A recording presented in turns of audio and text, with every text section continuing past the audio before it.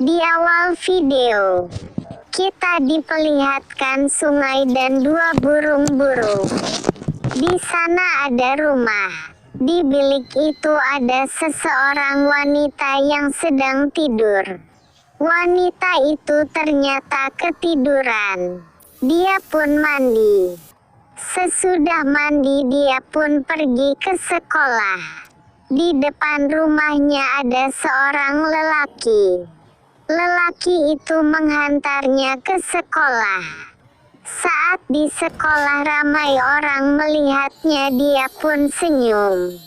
Seorang lelaki dia benci. Lelaki itu bernama Kageno. Tidak tahu kenapa dia membenci Kageno. Mungkin sebab Kageno salah memanggil namanya. Biasanya Kageno ingat nama karakter-karakter penting. Tapi ini Kageno kurang tidur, jadi dia ceroboh. Setelah berbicara, Kageno pun pergi duluan. Saat di dalam kelas, Nishino ramai teman. Sedang Kageno cuma duduk diam. Nishino pergi ke bilik air. Saat dia masih SMP, dia pernah berhenti dari dunia hiburan karena skandal kengerian penguntit. Sejak kejadian itu, Nishino jadi seolah memakai topeng. Di luar, Kageno membaca buku, sepertinya buku sihir, supaya tak dibenci oleh guru. Nishino jadi murid teladan, supaya tak dibenci oleh para murid. Nishino pun jadi orang terkenal, supaya tak dibenci oleh siapapun. Dia berusaha keras, bersikap manis. Begitulah cara dia hidup hingga sekarang. Angin pun terbang, bunyi piano terdengar. Ternyata Kageno yang bermain piano itu. Saat pulang, Nishino menelepon supirnya. Di tempat lain, telepon pun berbunyi di dalam kereta. Di luar, supirnya dengan beberapa orang. Sepertinya itu orang jahat. Telepon Nishino tidak diangkat, dia pun pulang sendiri. Ini pertama kalinya dia pulang jalan kaki sejak kejadian itu. Angin terbang terasa seperti menakutkan. Saat dia berbalik, tiba-tiba ada lelaki besar dengan mata yang seram. Orang itu berkata, "Kamu Nishino Akane, kan?" Nishino pun pergi berlari. Dia bilang, "Kenapa terulang lagi?" Tiba-tiba ada kereta di depannya, dia pun terkangkap. Sebelum pingsan dia sempat melihat Kageno. Saat dia bangun, dia sudah terikat. Dan ada dua orang di sana. Orang itu sudah mengirim surat ancaman. Mereka akan kembalikan setelah mereka dibayar. Di luar ada Kageno. Dia membuka beknya. Di dalam permen itu ingin menyakiti Nishino. Tiba-tiba ada seseorang di atas. Mereka pun melihat ke atas. Orang itu pun memecahkan cermin itu. Nishino terkejut. Permen itu berkata, "Siapa kau?" Orang itu berkata, "Aku cuma pembunuh stylish penjahat."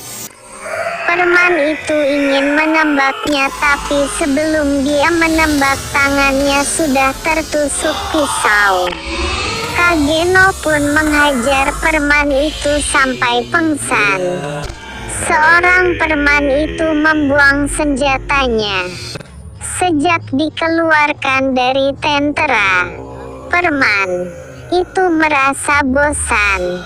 Kageno dari dulu ingin coba melawan Tentara. Mereka pun berlawan, dan berlawan, terus berlawan, sehingga Kageno menang. Setelah mengalahkan orang jahat itu, Kageno pun mengambil pisau dan mendekati Nishino. Dia mengangkat pisaunya ke atas Nishino. Ternyata dia melepaskan ikatan Nishino dan pergi. Kageno belum pergi, dia masih ada di atas. Kalau melawan mantan Tentara saja dia masih terluka, tujuannya takkan tercapai, yaitu menjadi penguasa bayangan. Setelah itu Nishino pun memanggil polis dan banyak dapat masalah. Tapi ayahnya Nishino mengambil tindakan agar kejadian ini tak sampai diketahui publik. Pada akhirnya pembunuh stylish penjahat itu masih misterius. Keesok harinya Nishino seperti biasa dia senyum pada semua orang. Dia pun bertemu dengan Kageno. Hari ini Kageno tidak salah menyebut namanya. Dia merasa Kageno memandang ke arahnya. Dan dia merasa kalau Kageno juga hidup bertopeng sepertinya. Tiba-tiba berita berkata, subuh kemarin, di jalan kota Sakurazaka, Kageno Minoru, san siswa SMA yang tinggal di dalam kota, meninggal setelah tertabrak truk. Menurut polis, sopir truk tak terlalu melihat ke depan dan masih menyelidiki kejadian secara rinci. Setelah itu diperlihatkan Kageno saat masih kecil. Dia tidak ingat awalnya bagaimana.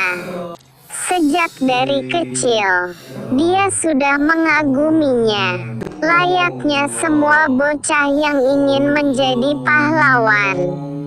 Kageno pun demikian, hanya saja bedanya dengan kanak-kanak lain. Baginya itu bukan hanya keinginan sesaat, tapi keinginan itu terus menyala di lubuk hatinya dan terus menggerakkan dirinya tanpa henti. Dia telah mempelajari semua yang dia perlukan supaya menjadi kuat. Di sekolah dia berlagak biasa, meski orang sekitarnya tumbuh dan melupakan pahlawan yang mereka kagumi. Terkadang dia merasa sedikit kecewa, tapi dia hanya terus mengikuti tujuannya demi suatu hari yang akan datang itu. Tapi inilah saat dia menghadapi kenyataan. Dia mengira percuma dia melakukan itu semua. Sebanyak apapun dia belajar cara bertarung dari jalanan, dia tak bisa memperoleh kekuatan besar seperti di cerita dongeng. Paling hebatnya cuma bisa dipakai untuk menghajar preman jalanan. Contohnya jika dia dikelilingi tentara dengan perlengkapan penuh, dia pasti mati. Kalau dia jadi petarung bela diri terkuat di dunia, mungkin dia bisa balik menghajar mereka. Kalau ada rudal nuklir jatuh dari langit, mau fisik, mental dan tekniknya dilatih sekeras apapun, kalau ada rudal nuklir yang dijatuhkan, semua pasti musnah. Itulah manusia. Dia ingin melampaui batasan itu. Sosok yang dia kagumi itu takkan musnah meski terkena nuklir. Setelah itu kita diperlihatkan sosoknya keren. Sepertinya dia ketua kumpulan itu. Kumpulan itu seperti ini menyerang sesuatu. Ternyata sosok keren itu adalah Kageno yang sudah bereinkarnasi, pindah ke dunia lain. Di sini dia mempunyai kekuatan sihir. Kali ini dia telah menggapainya. Demi hal itu, dia akan buang segalanya.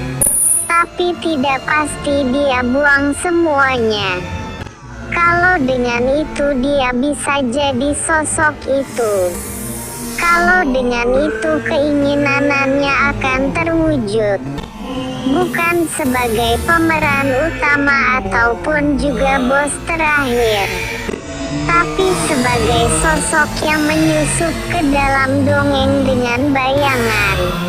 Dia pun menjadi penguasa bayangan. Episode 1 pun berakhir. Terima kasih sudah menonton di channel ini. Jangan lupa subscribe. Nyalakan loncengnya agar tidak ketinggal episode selanjutnya.